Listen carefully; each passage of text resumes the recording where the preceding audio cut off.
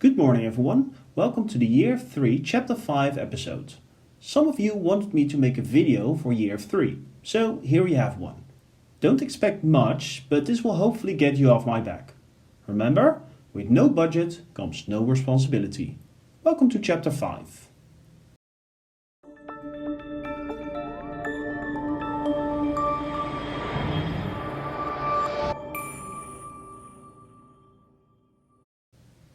Before we start with the chapter, a little trip down memory lane.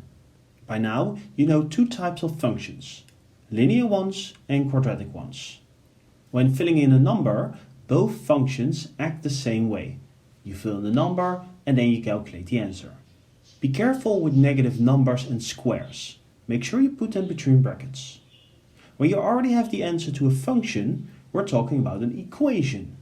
One way of solving an equation is with the use of the balance method. When you draw the graph of a function, start by making a table first. The graph of a linear function is always a straight line, while a quadratic function results in a parabola. With that out of the way, let's start paragraph 5.1. When solving a quadratic equation, I've taught you the product sum method and the completing the square method. Which one to use depends on the equation. Consider the function f with the formula x squared minus 6x minus 15. And I want to solve it for when f is equal to 0. I can't factorize this equation using the product sum method, as there are no two easy numbers where the multiplication is minus 15 and the addition is minus 6. That means we have to try to complete the square. We take half of minus 6 and then put the square after the brackets. Move the numbers to the right. Then we take the square root of 24 and add a 3 on both the positive and the negative outcome of that root. Which means our solutions for the equations are 7.9 and minus 1.9. We can, however, also solve this using the quadratic formula, or as I would like to call it, the ABC formula. We will start with the same equation. For the ABC formula, we need an A, a B and a C. These are the ones you find in the form ax squared plus bx plus c. So A is 1, B is minus 6 and C is minus 15. First we need to calculate the discriminant D. We do this with b squared minus 4ac. So minus 6 squared minus 4 times 1 times minus 15. Which is 96. With the use of the a, the b and the calculated d, in minus b plus or minus the root of d all over 2a. Plus minus means we have to calculate it twice. First for plus, then for minus. This will grant us the answers 7.9 and minus 1.9, just like we had before. When using the ABC formula, I want you to write down everything you do. So write down the equation in the form ax squared plus bx plus c. Write down what a, b and c are. Calculate the discriminant. And writing down both the plus and the minus solutions. Next one. We start with function g and solve when the function is equal to 0. We write down that a is 3, b is 7 and c is minus 2.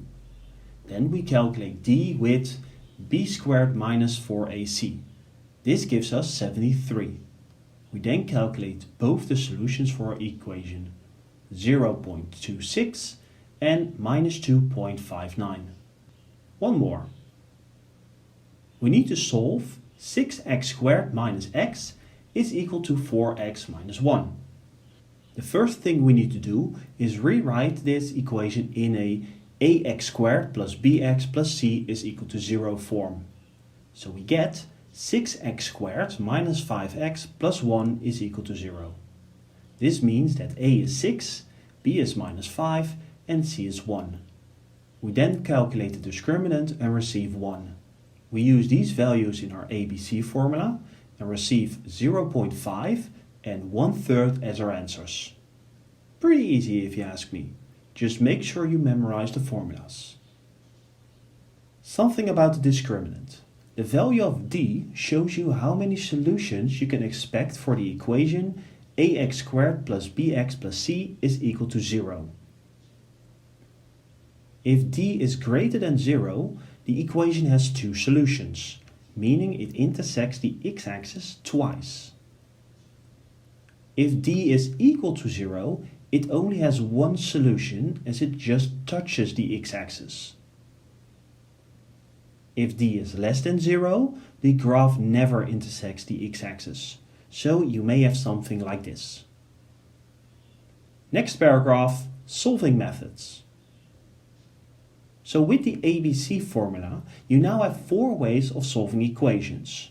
The balance method for easy equations, factorizing for those that can be written in a x minus d x minus e form, by completing the square, and lastly the ABC formula. Which one you use depends on the equation itself. If you can't factorize it, you might have to use the ABC formula from now on. Paragraph 5.3. Linear inequalities. An equation is when you want to figure out when two graphs intersect, or for what x the two functions are the same. As you see in the picture, the two graphs intersect in point 4.6, meaning that at x is equal to 4, the two are the same. But sometimes you might want to know for what x one is greater than the other. This is called an inequality. As they still intersect at x is equal to 4, we can say that f is greater than g when x is greater than 4.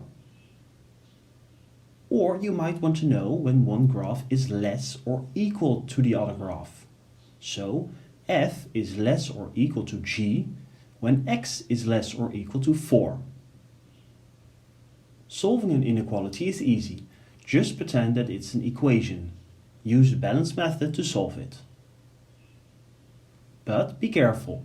When you multiply or divide by a negative number, the symbol flips. So greater than turns into less than and vice versa. As I divide by minus 2 in the last step, the symbol flips. Paragraph 5.4. Inequalities and graphs. When you have a graph at your disposal, use them. You can see the two graphs intersect at minus 4.3 and 2.3.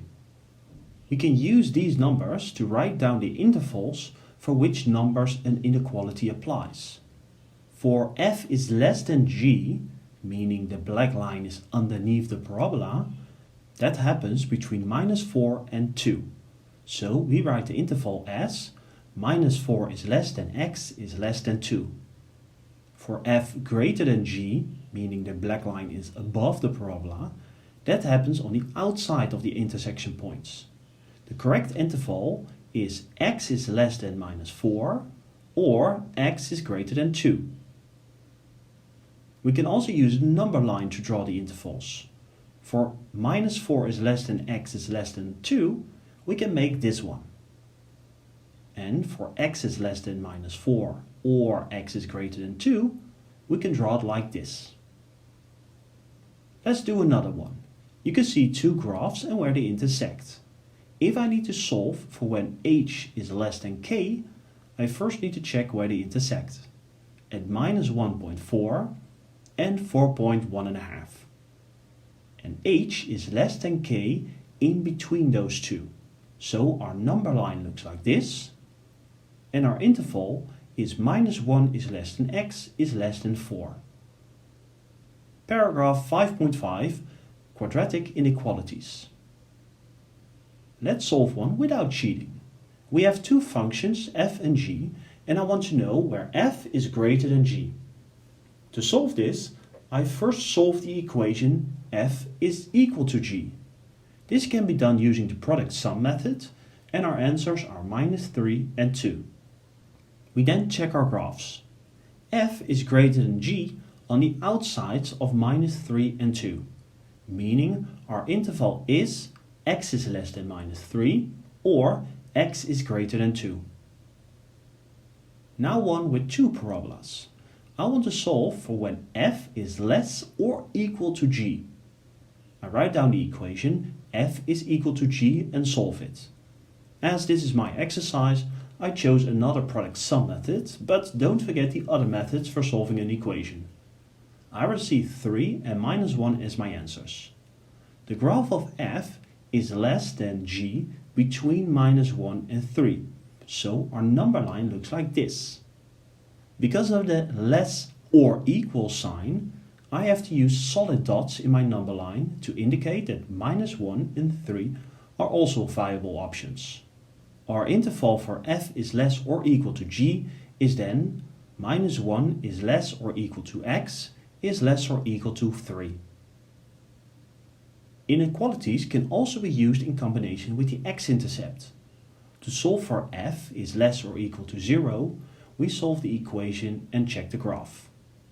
The parabola is below the 0 between minus 5 and 1, so our number line looks like this, and our interval is minus 5 is less or equal to x is less or equal to 1.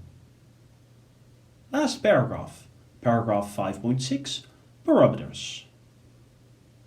Parameters are extra letters in a function that allow us to change it slightly. So if I were to start with x squared minus 3x plus p, and p is 4, we receive x squared minus 3x plus 4. And if p would be 0, we only have x squared minus 3x.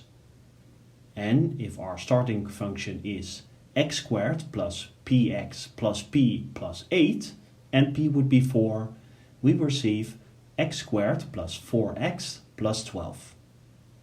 Last two exercises. Consider the function f with formula x squared minus 3x plus p, for which p is the graph tangent to the x-axis. Tangent means it touches the x-axis. And if you paid attention, you have heard me say something about that when talking about the discriminant. I told you that when the discriminant is equal to 0, the equation only has one solution, which means we need to figure out for what value of p the discriminant is equal to 0. Meaning we need to solve b squared minus 4ac is equal to 0. A is 1, b is minus 3, and c is actually the p, meaning minus 3 squared minus 4 times 1 times p must be equal to 0. We solve this equation using the balance method. We then find out that p must be equal to 9. So if p is equal to 9, the graph will just touch the x-axis. Last one. For what p does the graph pass through the point 5.9? This one should be easy. You fill in the coordinates and use the balance method again to figure out p. In the end, we receive p is equal to minus 1. And with that, I've explained the entirety of chapter 5 in less than 15 minutes. Good luck!